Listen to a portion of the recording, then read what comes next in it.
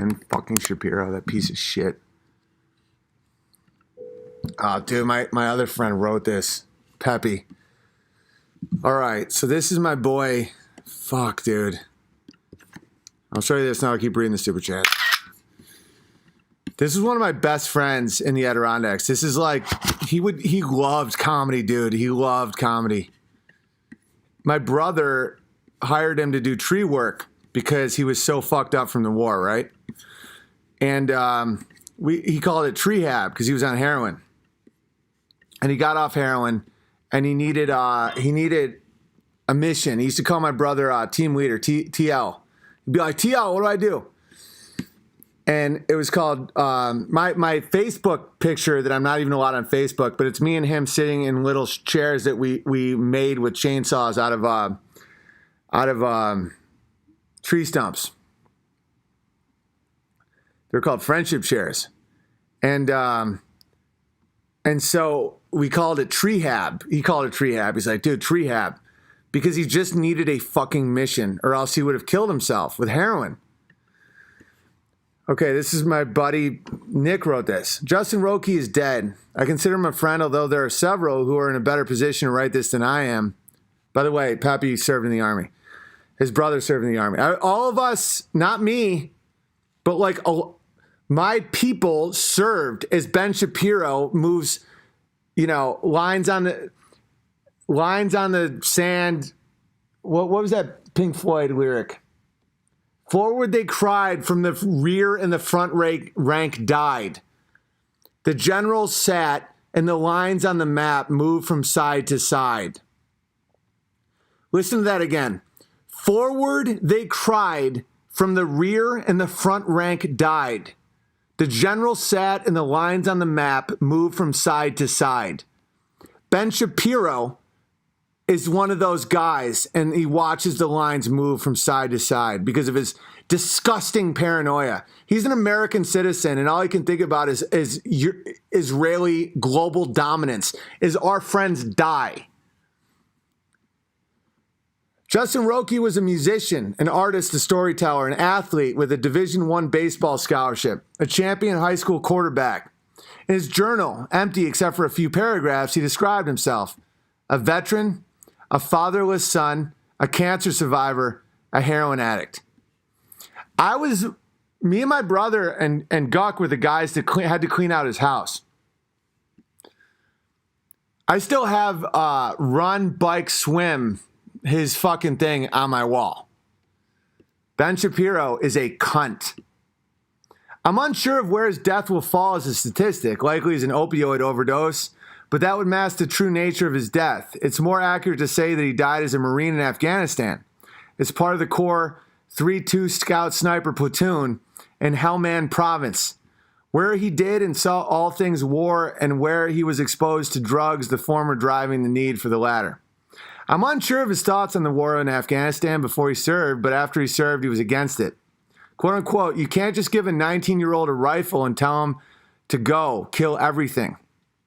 Justin's best friend, Marine Corps Sergeant Mark Bradley, was killed by an IED, wounded in Afghanistan. He later died in the United States. Justin watched a fellow Marine die from an IED blast. The explosion separated the Marine in two, severing him at the waist. You know what? As I read this, I am going to also put up a picture of Ben Shapiro. This is why I despise this little piece of shit. These are the wars he advocates. These are the wars he will never fight in. These are the wars he profits from. These are the wars that these fucking stupid little Jew fuckers. All right, this is going up. Why do you think I can't stand these fucking people? All right, here we go. That's Roque. And here's Ben. Here's Ben the Jew. What did the word Jew offend you, Ben? Well, I'm offended by my friend who fucking killed himself. Okay, there's Ben. Let's start reading that again. So there's Ben and there's Roque. He's a cancer survivor, by the way. His father ended up homeless and died. And that, all right.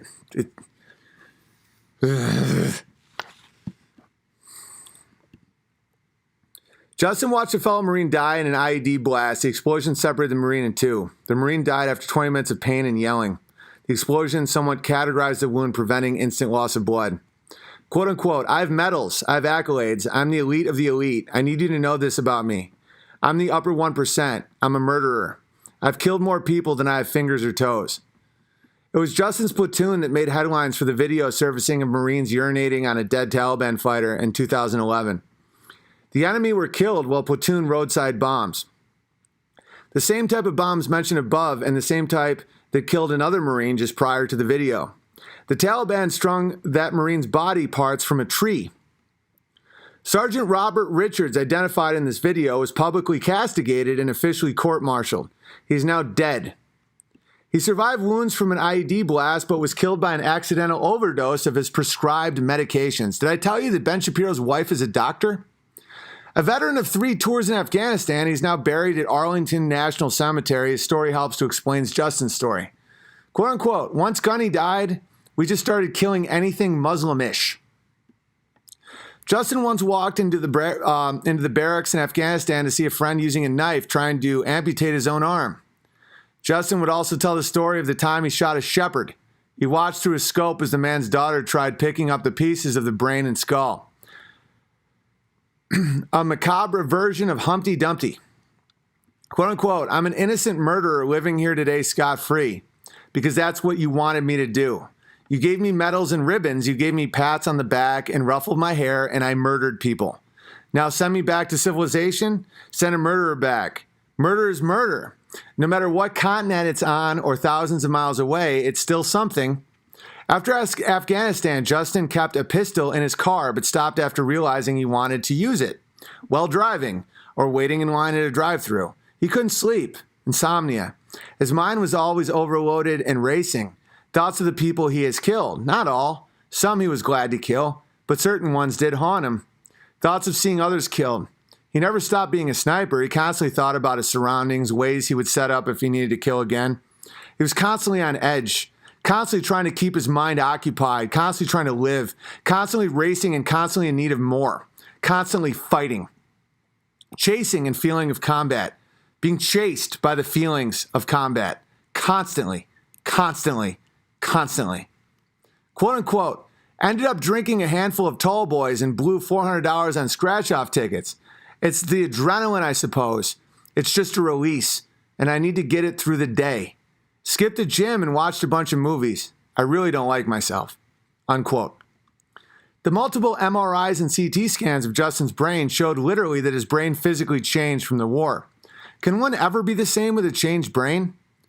On my way to work on Wednesday, I saw an ambulance and police car racing down the road in the direction of his apartment, and I wondered for a brief, non-serious moment if they were for him. Later that afternoon, my fleeting thought became reality. We went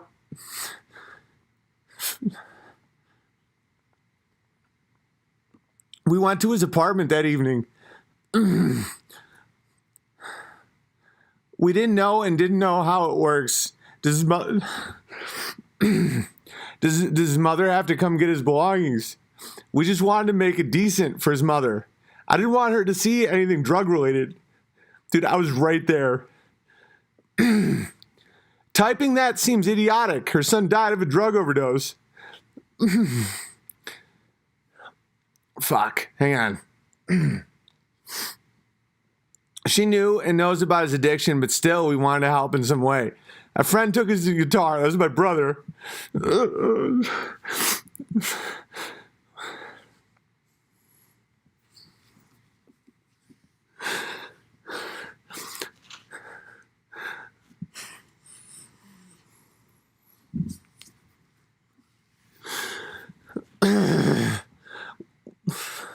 We didn't want it to disappear, and we'll deliver it to his mother. Fuck! There were no illegal drugs, but bottle after bottle of prescription drugs, all prescribed, roughly 10 pills a day to treat his PTSD. Identified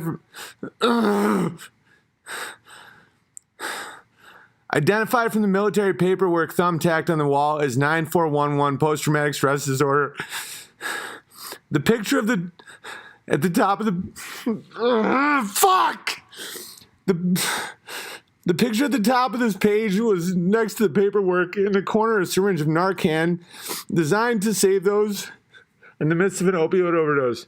The same friend with the guitar, a friend to Justin who helped him as best he could and perhaps as best as anyone could, said this choking back tears in the backseat of my car. This is my brother. He just wanted to be normal like you and me. He wanted to live so bad, and he tried so hard, but he couldn't beat it. He wanted a family, and he wanted kids. He didn't want to die. He didn't want to die. Of course he didn't. The world he lived in made it hard. He lived in a world where people do not even know what IED stands for, do not know what Helmand Province is or what it stands for, in a world that saw President Obama escalate the war in Afghanistan, having over 75% of the war's casualties occur during his time in office. In a world that has now the Taliban and other similar factions controlling 85% of Helmand Province, a troop surge for no purpose. A world where the media cavalry calls Al-Qaeda rebels in Syria. A world where, despite the majority of Americans' heroin coming from Mexico, one is labeled a racist for wanting to secure the border. A world where, during the election cycle of 2016, despite thousands of hours of coverage, the war in Afghanistan was forgotten. In a world that shares memes that say the U.S. does not have any major wars despite U.S. service members still dying in them. Despite the U.S. dropping over 30,000 bombs in 2016. He was trying to live in a world where people are asinine enough to suggest a war can be minor. Are we truly that naive? He was trying to live in that world. When it chooses, we'll endlessly discuss Obamacare, Trumpcare, Ryancare, but no one seems to care that the Veterans Administration still has staffing shortages, still has long wait times for veterans to receive care, still has substandard facilities, and despite 20 veterans dying of suicide every day, still has a suicide hotline with a 30-minute fucking delay. He was trying to live in a world where his platoon only made national headlines after the 39-second urinating video became public. Not for any of their missions. Not for amassing 223 confirmed kills. Not for innovating sniper and tank tactics. Not for acts of heroism. Not for when team leader Sergeant Nate Hervey was awarded a Bronze Star with Valor. Just for the piss video. He was trying to live in a world in Saranac Lake where the town rallied behind the cause to help a man who happened to be Muslim and from India obtain a travel visa after he was previously denied. He was heralded as a mini celebrity and promptly featured in the local paper. Within days, he was arrested for sexually assaulting a 12-year-old. That is the same town that just this week became outraged at the prospect of St. Joseph's Addiction Treatment and Recovery Center needing to relocate. Residents did not want the patients in their neighborhoods. Justin was receiving treatment at St. Joe's. He was never made into a celebrity. He was never been in the paper. Agree or disagree?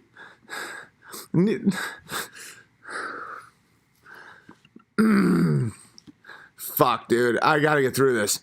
Justin would tell the story of Iron John. He would fucking always talk about Iron John. Sorry. No, this is pussy. Ah, fuck! Faggot. He always talked about Iron John. A story about a boy becoming a man. A story...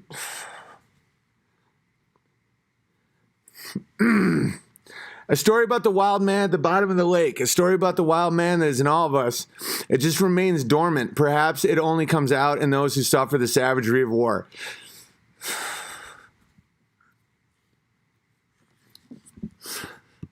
Yeah, I gotta show you another picture of this dude.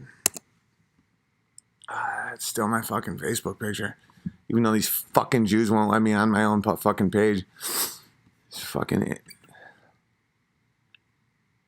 Oh yeah, you're not allowed on because of the words you use.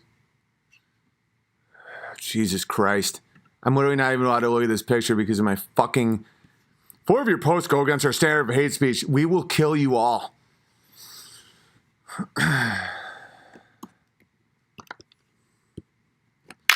Here's a picture of Rogi. Here's a picture of him with some peace. This is during Treehab.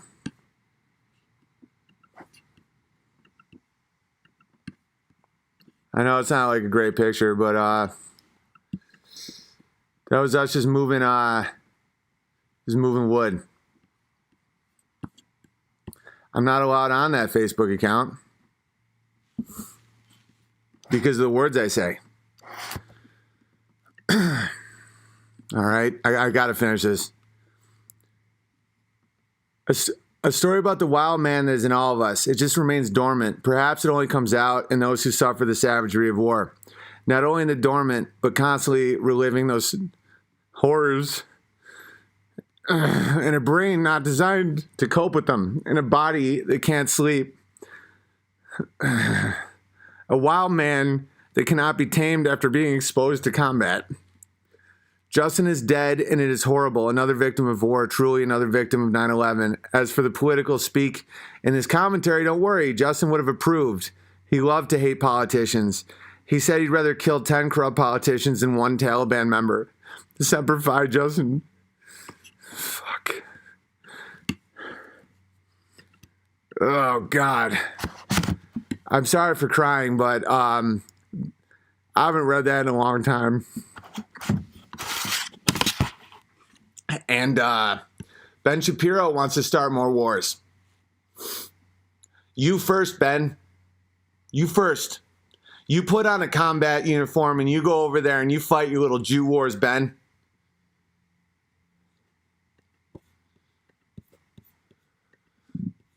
That's the same town that kicked me out for a joke.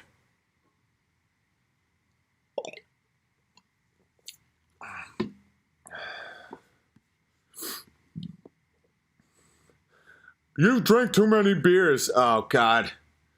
3 beers a night, 4 beers a night. That's the least of my problems.